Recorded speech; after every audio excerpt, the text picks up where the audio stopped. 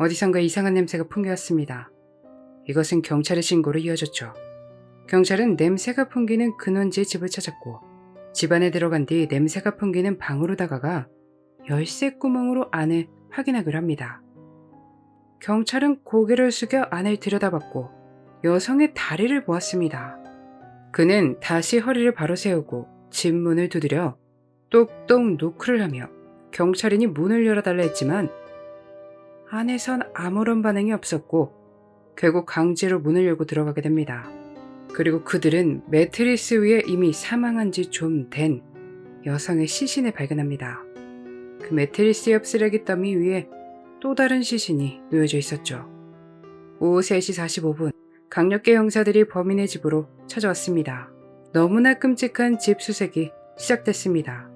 추가 조사가 이루어졌고 시트로 쌓여 두 번째 시신 아래 놓인 세 번째를 발견합니다. 얼마 뒤 네 번째 미러화된 유해를 발견했죠. 오후 5시 30분 다섯 번째를. 이 시신은 두 개의 매트리스 사이에 끼워져 있었습니다. 그리고 다시 2시간 뒤 벽장 안에 시트에 쌓여 전기 코드로 묶인 여섯 번째를. 창문 바깥쪽 지붕에서 일곱 번째를 발견합니다. 경찰은 이미 퇴거된 집주인의 행방을 뒤쫓기 시작했죠. 그의 이름은 해리슨 프랭크 그레이엄이었습니다. 일명 마티라고 불린 그는 1959년 9월 9일 펜실베니아 필라델피아에서 태어났습니다. 어린 엄마였던 그레이엄의 엄마는 노력을 하다 결국 마티를 키우기 어려워졌고 위탁보호시설에 그를 맡기게 됩니다. 위탁보호시설에 머무는 동안 마티는 정말 좋지 못한 일들, 여러 형태의 폭력을 당합니다. 그렇게 여러 보호시설을 옮겨 다니다 12살에는 정신장애로 인해 종합병원에 보내지기도 했죠. IQ 테스트 결과 63점으로 확인됐으며 9살 수준의 지능을 가지고 있었습니다. 친엄마는 자리를 잡아갔고 아들과도 연락을 이어갔습니다. 하지만 그는 여전히 위험한 상황에 놓여 있었죠. 마티를 속이고 이용해 먹는 사람들을 만나 여러 방면으로 이용당하기도 하고 이런 원치 않는 나쁜 일을 시키고 뒤에선 돈을 챙겨받았습니다. 이런 부분을 친엄마가 알고 모든 것을 그만두게 합니다. 그렇게 그는 엄마와 함께 살게 됐고 교회도 함께 다니게 됐죠. 마티는 안정을 찾아가며 일을 시작하고 돈도 벌기 시작했습니다. 돈을 꾸준히 벌다 보니 그는 독립을 하게 됐고 노스 필라델피아 지역의 오래된 연립주택으로 이사합니다. 20대가 되며 정신병력이 점점 더 심각해지고 일을 하지 못하는 지경에 이르렀고 노스 스트릿에 더 저렴한 아파트를 찾습니다.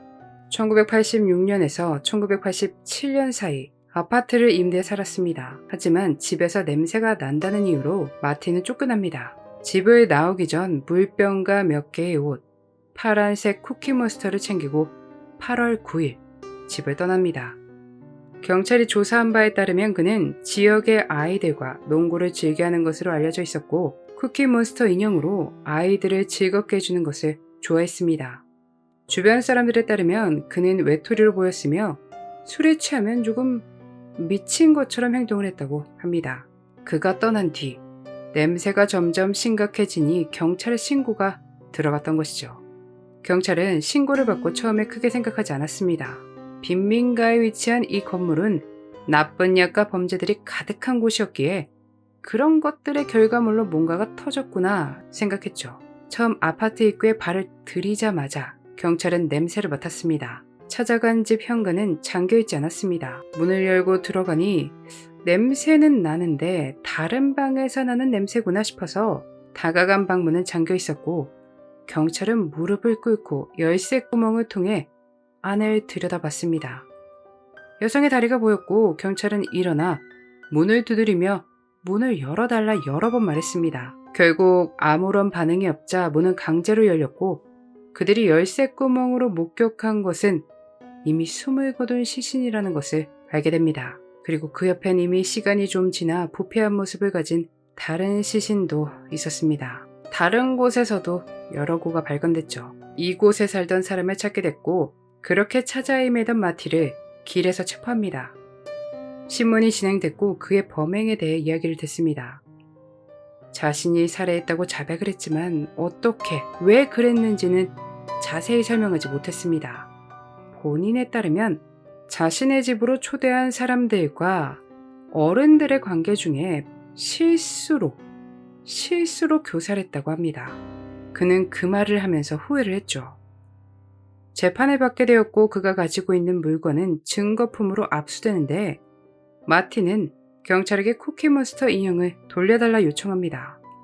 물론 증거품이라 돌려주지 않았죠. 검사는 증인을 세웁니다.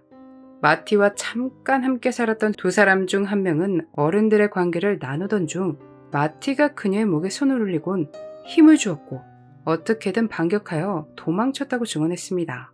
또한 자신에게 전 여자친구가 나를 화나게 만들어 살해했다고 말했던 건 역시 증언합니다. 두 번째 증인도 마티가 이런 사실을 자신에게 털어놨던 것을 증언했고 나 역시 위협을 당했다고 말합니다. 또 다른 증인은 마티가 2명을 살해하는 것을 목격했다고 증언을 합니다. 그래서 질문했죠.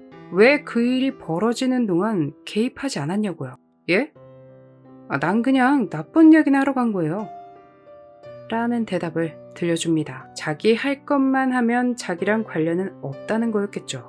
마티의 변호인은 마티가 다중인격장애로 이런 범행을 저질렀다고 주장했습니다. 실제로 검진에서 해리성 인격장애와 자신이 무슨 행동을 하는지 판단하지 못할 것이라고 진단되기도 했습니다.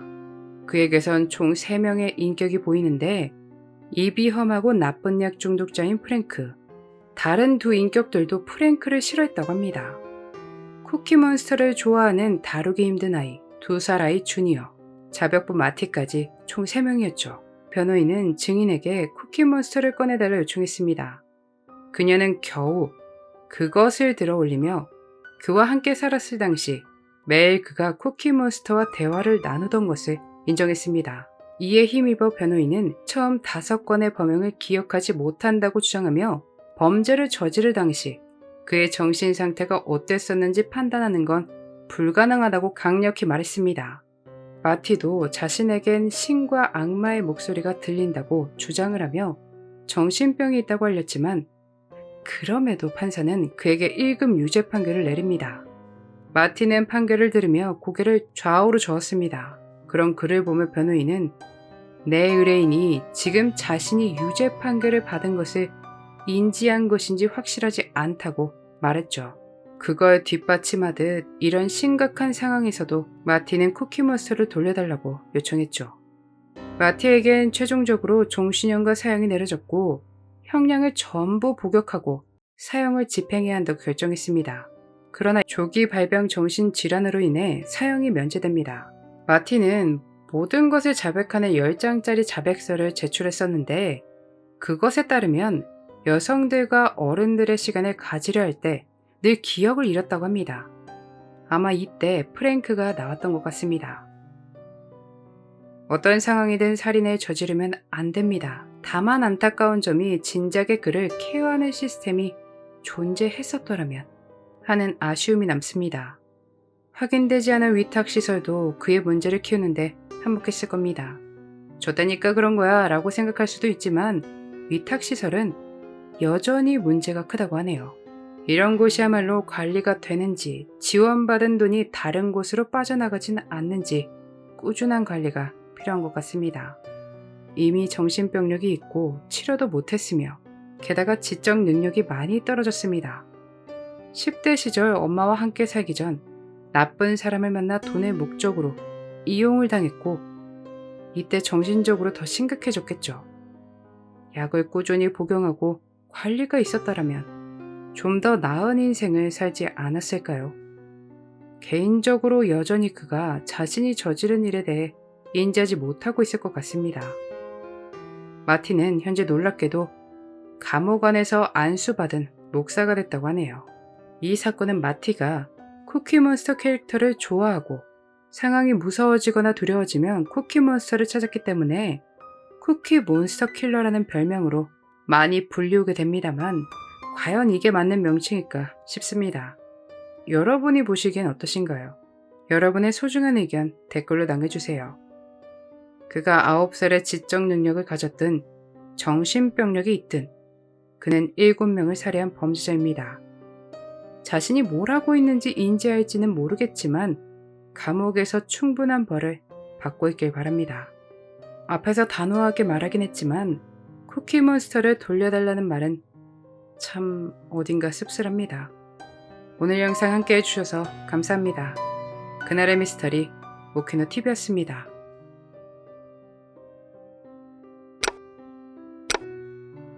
마지막까지 시청해주셔서 감사합니다.